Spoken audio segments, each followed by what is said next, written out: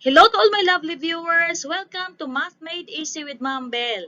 And if you're new to this channel, Lovely Day with Belle, please don't forget to subscribe and click the notification bell for you to be notified to my upcoming videos. Thank you! In this video, we will be learning about how to use divisibility rules for 3, 6, and 9 to find common factors. Let's explore and discover. Nena's garden has 414 bougainvillea plants. She wants to arrange them in either rows of 3, 6, or 9. Which are the possible arrangements of the plants?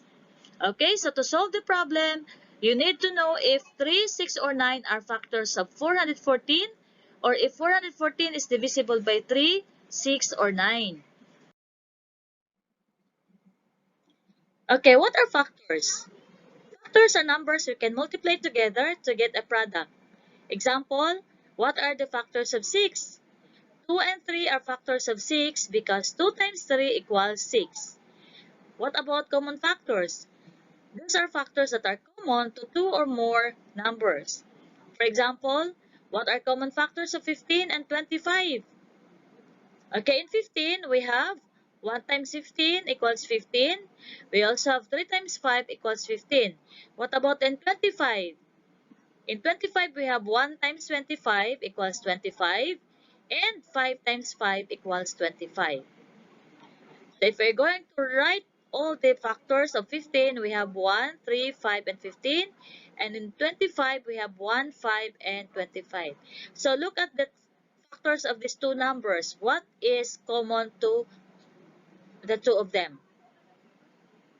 Yes, the common factor is this one, 5. Okay, we have the common factor of 5. That's the only number that has in 15 and 25. So therefore, the common factor of 15 and 25 is only 5. So let's recall first the divisibility rules. To check whether a number is divisible by 3 or not without dividing the number, we just need to add all the digits of the given number, and if the sum is multiple of 3 or divisible by 3, then that given number is divisible by 3. So let's add all the digits of 414. We have 4 plus 1 plus 4 equals 9. So 9 is divisible by 3. So since the sum of the digits is 9 and 9 is divisible by 3, therefore 414 is divisible by 3. What about the divisibility of 6? A number is divisible by 6 if it is divisible by both 2 and 3. Like 414, it is divisible by both 2 and 3 because 414 is an even number or it ends in 4. And if you add all the digits of 414, you will get the sum of 9. And 9 is divisible by 3. Therefore, 414 is also divisible by 6 because it is divisible by both 2 and 3. What about the divisibility of 9? A number is divisible by 9 if the sum of the digits of the number is divisible by 9 or a multiple of 9. Okay, so 414 in our problem, if we add all the digits of 414, you'll get 9. And 9 is divisible by 9. Therefore, 414 is divisible by 9. So let's determine which numbers are divisible by 3, 6, and 9. Look at the table. Let's test the divisibility for the following numbers. Let's start with number 1, 315. Is it divisible by 3? How did you know? Yes, because if you add all the digits of 315, you'll get 9, and 9 is divisible by 3. Therefore, 315 is also divisible by 3. Very good. What about 6? Is it divisible by 6? What was the rule of 6? A number is divisible by 6 if it is divisible by both 2 and 3. But look at the number, 315. Is it an even number? Is it divisible by 2? No. That's why It's not divisible by 6 because it's only divisible by 3 but not divisible by 2. What about 9? 315. According to the rule, for 9, add all the digits.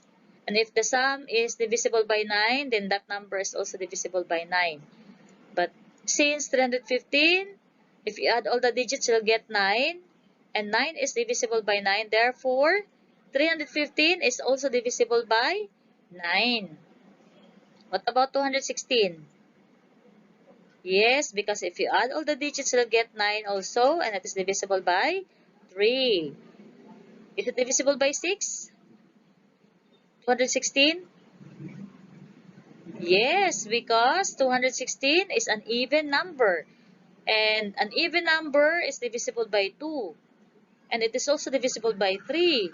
That's why it is also divisible by 6. Because according to the rule, the number is divisible by 6 if it is divisible by both 2 and 3. And 216 is divisible by 2 and it is also divisible by 3. That's why it is also divisible by 6. Very good. What about 9? Is 216 divisible by 9? Yes, because if you add all the digits to 216, you'll get 9. And 9 is divisible by 9. What about number 3? 906. Divisible by 3? Yes, because it gives you the sum of 15. 9 plus 0 plus 6 is 15. And 15 is divisible by 3. That's why 906 is divisible by 3. What about divisible by 6? Is it divisible by 6? Yes, just like number 2. 906 is an even number and it is divisible by 2.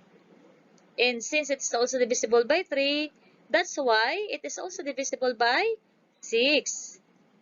What about 9? Very good. It's not divisible by 9 because the sum is 15 if you add 9 plus 0 plus 6 and 15 is not divisible by 9. Very good. What about number 4? 210. Yes, it is divisible by 3. What about 6? Is it divisible by 6 also?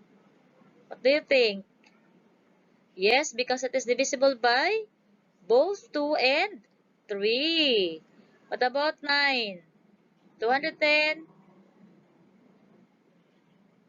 No, because 2 plus 1 plus 0 is 3. And 3 is not divisible by 9. What about 5? Is it divisible by 3? Yes. Wow, very good. What about number divisible by 6? Okay, that is also divisible by 6. And what about 9? Correct, because 2 plus 7 plus 0 is 9 and 9 is divisible by 9. Very good. You're learning something today. Great job. Okay, let's read the problem below. Our carpenter has two pieces of wood which are 18 decimeter and 27 decimeter long respectively, cuts into equal lengths. What are the possible lengths of each piece of wood? Okay, let's try to answer the following questions. What does the carpenter have? Okay, a carpenter has two pieces of wood. What does he want to do with the pieces of wood? Okay, he wants to cut it into equal lengths, equal pieces. What is asked in the problem? What are the possible lengths of each piece of wood? Okay, how are you going to answer this problem? Okay, we need to get the common factors of 18 and 27 in order for us to get the possible length of each piece of wood. Examine the numbers 18 and 27 taken from the problem. what common number or numbers divides the two given numbers exactly. And to find the possible lengths of each piece of wood, use the divisibility rule of 3, 6, and 9 to find common factors. Okay, 18 is divisible by 3, 6, and 9. Remember the rule for 3, 6, and 9? Add all the digits for 3. If the sum is divisible by 3, then that is also divisible by 3. Okay, so 18, 1 plus 8 is 9, then that is divisible by 3. And it is also divisible by both 2 and 3. That's why it is divisible by 6. And 18 also divisible by 9. So, the 3, 6, and 9 are factors of 18. Okay? And 27 is also divisible by 3 and 9. Thus 3 and 9 are factors of 27. So, if you are going to write all the factors of 18 and 27, you'll see the common factors are 3 and 9. Okay? Therefore, the possible lengths of each piece of wood are 2 decimeter, 3 decimeter, 6 decimeter, and 9 decimeter.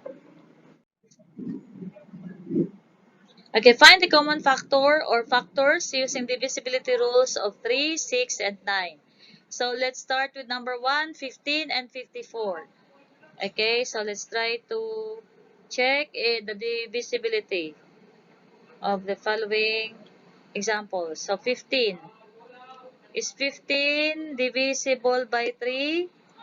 Yes, it is divisible by 3 because if you add 1 plus 5, you get 6. And 6 is divisible by 3. What about 6? Is it divisible by 6? No, because 15 is not an even number. What about 9? No, because 15 is only 6 if you add all the digits and 6 is not divisible by 9. So 15 is only divisible by 3. What about 54? 54, is it divisible by 3? 5 plus 4 is 9 and 9 is divisible by 3. That's why 54 is also divisible by 3. Correct. What about 6? Is 54 divisible by 6? Yes, because 54 is an even number. It is divisible by 2. And it can be divisible by 6 because according to the rule 6, a number is divisible by 6 if it is divisible by both 2 and 3. That's why it is divisible by 6. What about 9? Is 54 divisible by 9? Yes, because 5 plus 4 is 9 and 9 is divisible by 9. And look at the common factors of 15 and 54. What's the number? Okay, the common factor is 3. Very good. Let's go to number 2. 60 and 72. Okay. What are the common factors of 60 and 72? Okay, let's check the divisibility of 60. Is it divisible by 3? Yes, because 6 plus 0 is 6 and 6 is divisible by 3. That's why it is also divisible by 3. What about 6? Is it divisible by 6? 6 plus 0 is 6 and it is divisible by 3 and also divisible by 2 because 60 is an even number. So, if it is both divisible by both 2 and 3, then that is also divisible by 6. What about 9? No, because 6 plus 0 is only 6 and 6 is not divisible by 9. So, therefore, 60 is not divisible by 9. What about 72? Is 72 divisible by 3? Yes. 7 plus 2 is 9 and 9 is divisible by 3. What about 6? Is it divisible by 6? 7 plus 2 is 3, 9, divisible by 3. And 72 is an even number, that's why it is divisible by 2. Therefore, it is also divisible by 6 because it is divisible by both 2 and 3. What about 9? Is 72 divisible by 9? Yes, because 7 plus 2 is 9 and 9 is also divisible by 9. So, therefore, 72 is also divisible by 9. Oh, look at their common factors. The common factors of 60 and 72, we have 2, no? So, 3 and 6. We have two numbers for 60 and 72. What about 144 and 558? Let's check the divisibility of 144. 144 is divisible by 3. Because if you add 1 plus 4, 5 plus 4 is 9, and 9 is divisible by 3. What about 6? Is it divisible by 6? Yes, because it is divisible by 3. And also divisible by 2 because 144 is an even number. Therefore, it is also divisible by 6. What about 9? 144. Yes, because 1 plus 4 is 9 and 9 is also divisible by 9. What about 558? 558, is it divisible by 3? 5, it is 18. Yes, it's divisible by 3. Is it divisible by 6? Yes, because 558 is also divisible by 2 because it's an even number. Therefore, it is also divisible by 6. What about 9? Yes, because 5 plus 5 is 10 plus 8 is 18 and 18 is divisible by 9. So that is also divisible by 9.